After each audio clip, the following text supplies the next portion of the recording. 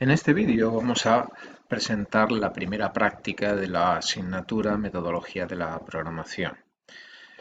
No va a ser un modelo habitual durante la asignatura porque habitualmente o el modelo normal de práctica será la resolución de ejercicios previamente trabajados en casa, pero durante al menos estas tres primeras sesiones, tres primeras sesiones, hay que enseñar o hay que aprender un nuevo entorno de trabajo y por lo tanto es importante que la destreza con el nuevo entorno de trabajo sea la suficientemente buena para poder abordar con éxito la resolución de los ejercicios ya relacionados con la nueva materia de la asignatura. Así que eh, en este primer vídeo, bueno, realmente la práctica uno la voy a presentar con una serie de vídeos de 15 minutos de duración. Así que van a haber varios vídeos desarrollando la práctica uno, que en cualquier caso lo trabajaremos la primera semana de clase, aunque si visualizan los vídeos y los practican con antelación, evidentemente el aprovechamiento de la primera semana de clase será bastante bueno.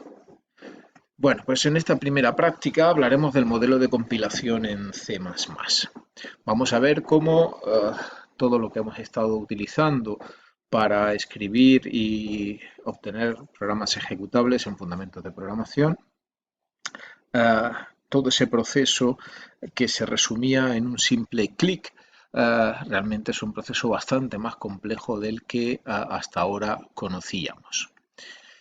En esta práctica vamos a trabajar en tres puntos. Vamos a ver realmente en qué consiste el proceso de compilación y para eso pues veremos que la palabra compilación realmente trae consigo otros procesos como van a ser el proceso de enlace y el proceso de, bueno, y el conocimiento de lo que son bibliotecas.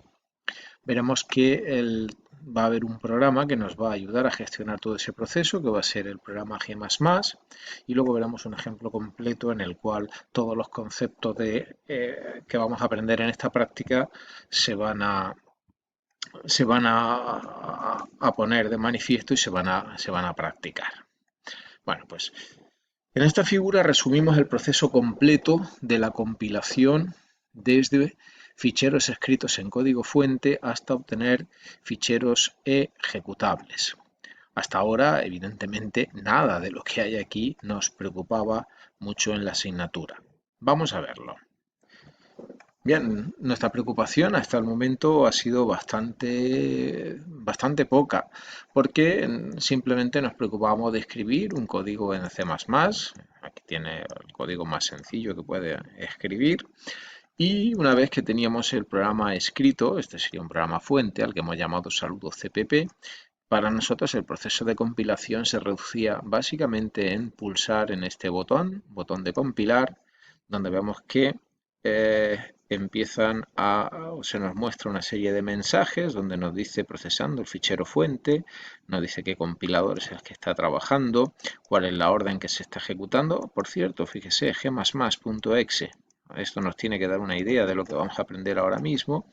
Y finalmente unos resultados de la compilación. Entre ellos, pues el resultado era la generación de un fichero con extensión .exe. Bien, cuando queríamos ejecutar este programa, simplemente pulsábamos al botón de ejecución, se nos abría una consola en el cual se nos mostraba el resultado de la ejecución y con eso pues nos sentíamos satisfechos de nuestros programas. Así que, como puede ver, el proceso de compilación y generación de ejecutables se traducía únicamente en pulsar en un botón. Vamos a ver que ese proceso es realmente un poco más complejo de lo que el entorno nos está mostrando, o mejor dicho, nos está ocultando.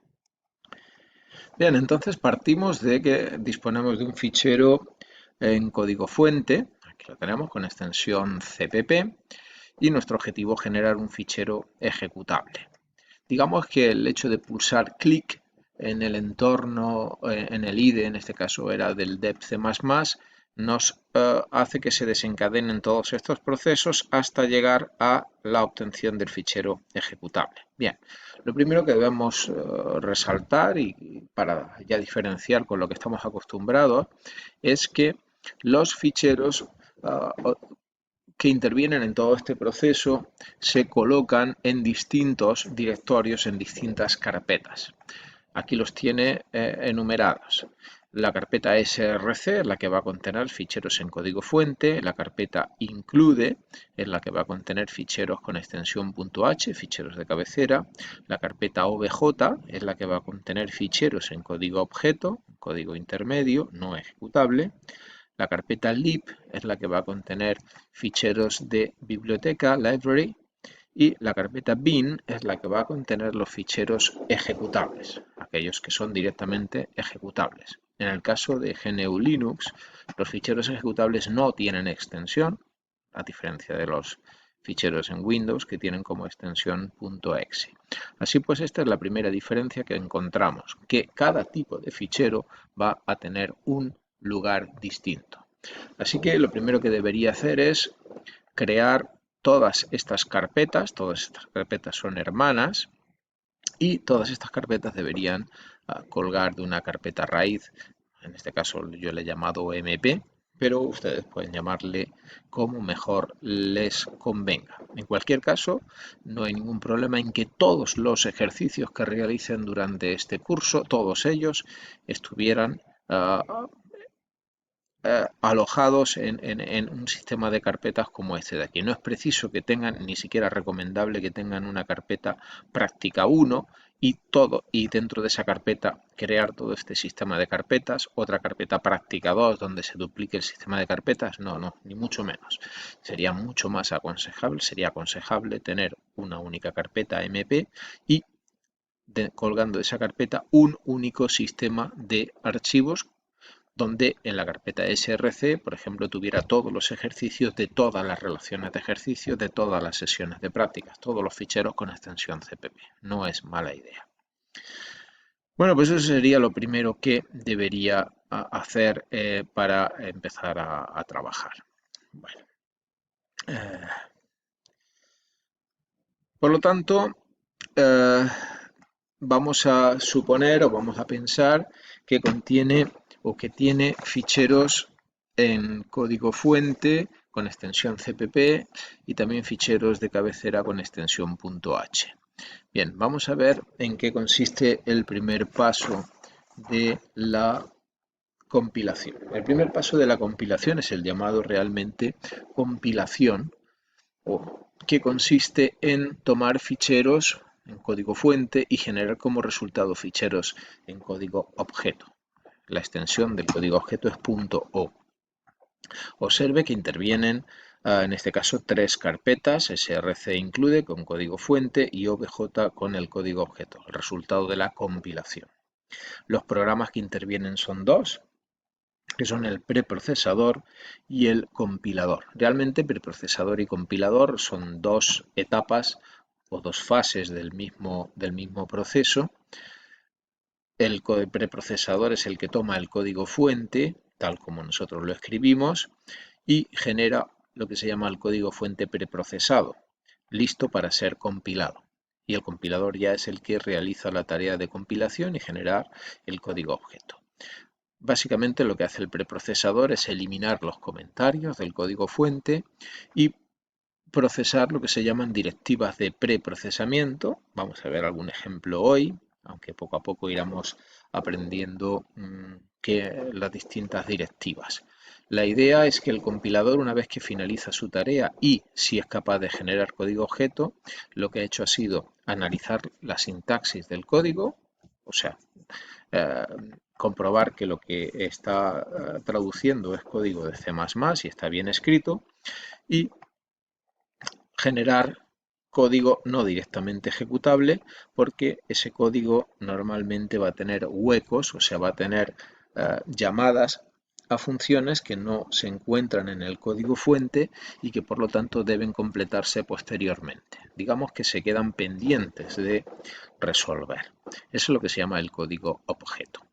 El preprocesamiento y el compilador y la compilación es la primera fase de todo el proceso que no da lugar a un ejecutable y es lo que se llama la compilación. La segunda fase del proceso es la que es la fase de enlace o enlazado, que como puede ver da lugar a la generación del programa ejecutable, que va a ser básicamente nuestro objetivo en la asignatura.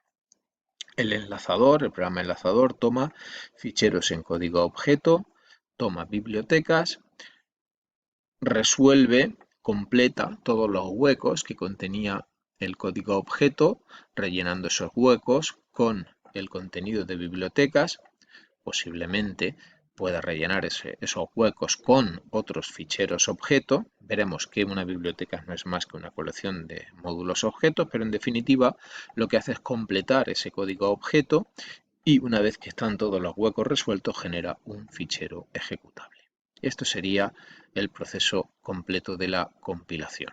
Como puede ver, hay una parte que es la gestión de bibliotecas que la dejaremos pendiente para otras sesiones de prácticas más adelante. Aunque en esta sesión trabajaremos y veremos algún pequeño ejemplo de gestión de bibliotecas, luego no vamos a aprender durante esta sesión a la gestión completa. Así, el proceso normal al que estamos acostumbrados era cuando pinchábamos el botón de compilación, el código fuente se preprocesaba, compilaba y se enlazaba y generaba un fichero ejecutable. Este sería el proceso al que estamos acostumbrados. Bien, veremos que el programa que vamos a utilizar, si no se le indica otra cosa, es, digamos que es la tarea que va a hacer también por defecto, su tendencia. Cuando yo ejecute el programa, se entenderá que lo que deseamos es construir un fichero ejecutable y hará todo lo posible porque eso sea así. Pero bien, eso llegará poco a poco. Ahora vamos a ver con un poco más de detalle qué significa la compilación y qué significa el proceso de enlace. Pues con más detalle, el compilador realiza las siguientes tareas: analiza la sintaxis y la semántica del código fuente y, si es correcta, traduce ese código fuente a código objeto que se almacena en un fichero con extensión .o. Este sería todo el proceso que desarrolla el compilador, que como puede ver es una parte fundamental y grande del proceso final que nos ocupa. Intervienen, como dije anteriormente, dos módulos que son el preprocesador y el compilador estrictamente hablando. Realmente esos dos procesos se suelen referir conjuntamente con el nombre de compilación o compilador sin distinguir la frase previa de preprocesado, pero evidentemente es necesario que sepa que ese proceso existe y cómo funciona. Realmente el preprocesador, como dije, elimina los comentarios e interpreta y procesa lo que llamamos directivas de procesamiento, que son órdenes que empiezan siempre por el símbolo del número. En definitiva, son órdenes del tipo include, que ha manejado con mucha frecuencia en fundamentos de programación. Ahora veremos realmente con detalle cómo funciona o cuál es el efecto de una línea include, y líneas define, que vamos a ver enseguida cómo se interpreta. En cualquier caso, el preprocesador no genera, estrictamente hablando, un fichero de salida, sino que el código resultante de eliminar estos comentarios y procesar estas líneas pasa directamente al compilador y el compilador interpreta ya y empieza a analizar la sintaxis y la semántica y la traducción de ese código a código objeto, dando como resultado un fichero con extensión .o. Bien, en esa traducción no se resuelven las referencias a elementos externos al código, sino que, como dije, hay huecos de código. Esos huecos de código se corresponden a funciones que se utilizan en el fichero, que están declaradas en él, pero no están definidas en este fichero fuente, sino están definidas en el fichero externo. Por lo tanto, esas referencias deben resolverse mediante un programa que se va a encargar de solucionar esos huecos, y ese programa al que nos estamos refiriendo es el programa enlazador, del cual empezaremos hablando de él en el siguiente vídeo.